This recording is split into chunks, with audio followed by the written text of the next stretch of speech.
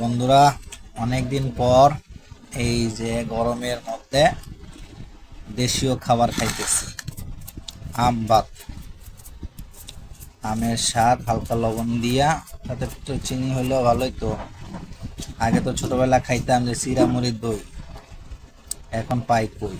এগুলি কিছু নাই। যা হোক, একদম গ্রামীণ খাবার, সাধারণ একদম ন্যাচারাল খাবার খাইলে শরীরটাও ঠান্ডা হবে, মনটাও ঠান্ডা হবে।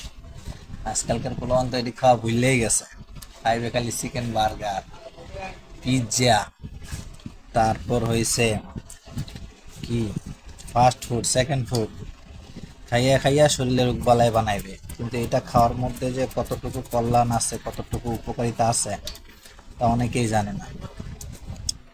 দেশ গ্রামে অবশ্য এখনো অনেকে খায়, এই প্রক্রিয়াটা চালু আছে। তো আমি অনেকদিন পর খাইলাম, তো ভাবলাম আপনাদের সাথে বিষয়টা শেয়ার করি।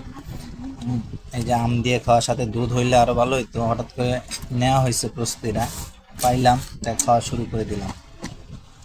আশা করি ভালোই লাগবে খাবারটা।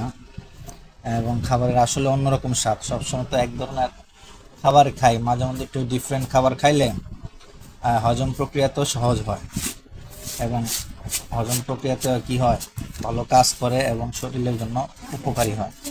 কিন্তু সকালবেলা ঠান্ডা জিনিস খেলে সারাদিন পেটটা ঠান্ডা থাকে, শরীরটাও ঠান্ডা থাকবে, মনটাও ঠান্ডা থাকবে।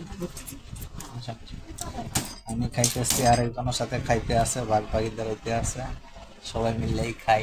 দুজনেই খাইতেছি, ঘরলে খাইতেছে। ঠিক আছে, আপনারা এরকম খান কিনা, কখনো খেয়েছেন কিনা আমাকে জানায়েন। কেমন কি? বিসমিল্লাহির রহমানির রহিম, শুরু করলাম।